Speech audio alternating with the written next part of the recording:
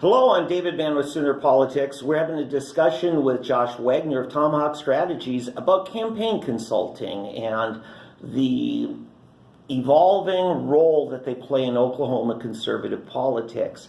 In our last segment, we talked about messaging, core values, and framing the discussions that are important to that elective race. Right. Now I want to talk a little bit about strategy. When do you like to start working with a candidate? Filing day? As early as possible, really. We have a few campaigns that we're managing now for going into 2020 to get the whole thing assembled. So the more time you have... Let me put this in context. Yeah. We're at the end of April 2019. Our next election cycle will start in about a year from now. We'll be filing for most of these. So a year out, you're saying you'd like them to start talking now. Absolutely, yeah. Okay. And it's it's one of those things where you really have no control over it. But the sooner you get out there, the sooner you can share your heart with the voters and build that momentum. Because you have to either build it by the grassroots momentum, or you have to come in with a significant financial backbone late in the race. But again, it's not really a healthy way to go into it if you can avoid it. So So let's take a time frame now. We'll pick a type of race. Do you want to say a congressional race? Sure. Let's say an open congressional race. Yeah. Timeline. We're a year out from filing. Tell me what the next year is going to look like in a typical race. Sure. So a whole lot of door knocking.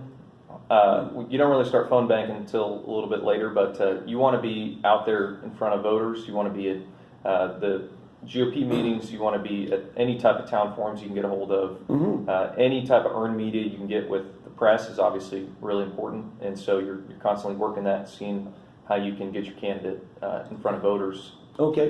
Does the candidate then begin working on position papers on serious issues, big problems to struggle with? Yeah, it could be something where typically on the policy side, you're right on that you want to wait a little bit. You want to have a nice long range of time where folks can understand who your candidate is on a personal level, what they've accomplished in their life, what is the motivating factor for why they're running for office. Okay, starting about 25 years ago, I started seeing candidates for president in their primary, probably early before Iowa, is out doing a book tour.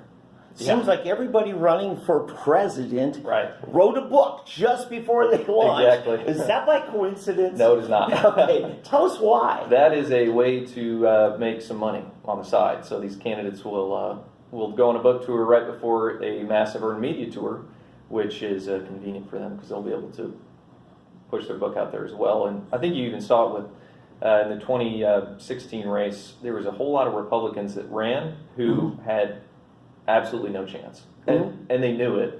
But what they did is they released a book, like you said, in a couple of weeks before they announced, and then had that book with them at each of these press outlets. And so they were making residuals off the book sales. Oh yeah. So it was a book tour disguised as a campaign. Absolutely. Yeah. How about that? Interesting how that works. Okay. So let's continue on this timeline. So we're saying the year before the electoral year is all about building connections. Right. Maybe, speaking to issues, expressing to the voters, you're identifying with their struggles, their issues. Right. But you're also trying to build a team, right? Correct. Yeah. The endorsements early on are helpful. You probably don't announce those endorsements a year before the primary. Right. Okay. And the goal, too, with that is getting the momentum early on is going to help you lock in fundraising, because a lot of times you have specific donors in certain areas that, they donate to the previous state senator, the previous House member, and you want to build a connection with them, explain why you're running. And if you get out early, you're going to have time to pitch those guys before, if there's 6 or 7 or 8 candidates in a race, odds are you're going to have a really tough time raising funds. Okay, so is beginning your campaign structure early is kind of a way to stake your claim. Correct. And maybe discourage other people who might not be as determined as you. Right. That they really have no chance. Back off, look for some other place to serve. Yeah, if you Okay. if you know you're going to get in, and you know this is where God's calling you or where you feel your heart is, then as early as possible, assemble the team. You don't have to throw everything out there on policy but get out there, learn from the voters what the issues are that can't be learned through polling or anything else. Be on the doorstep, interact with these people, because at the end of the day, I mean, look at Adam Pugh and Paul Blair's race. I mean, Adam Pugh wore out his tennis shoes, knocking doors, and was just working it ruthlessly. And I think those type of things can't be, undervalued. I think it's a huge part of campaigning. Now, Adam Pugh is serving the Enid area in the state legislature here in Oklahoma. Yeah. And Paul Blair, I think, is a pastor up there and well-known connections in community. Right. Adam is a military veteran, if I remember right, a pilot in the military, but didn't have the name recognition. Right. Okay. So tell me, it's April 2020. State Capitol, they're doing filing, and at the end of 3 days, you've got 480 some people filed. Yeah. Not all of them were known entities before filing day, were they? No. Do you recommend any of your candidates wait till after filing, or should they announce for office before that date?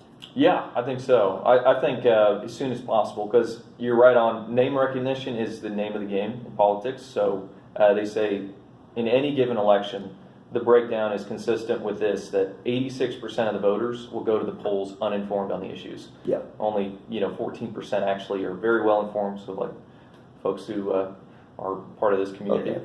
And but that's the scary thing, is that if you're not on the doorsteps educating those 86% of folks, and they don't have your name in their mind, and they don't feel confident and comfortable voting for you, then odds are you're not going to get the vote. So it's a very tightrope type of situation where you don't want to, candidates don't want to sell out to these big donors, but at the same time, if you can't knock the doors and you can't get on the doorstep, then you shouldn't be running. Okay. In our next segment, we're going to talk campaign financing with Josh Wagner here at Tomahawk Strategies. I'm David Mann with SoonerPolitics. We'll be back after this message.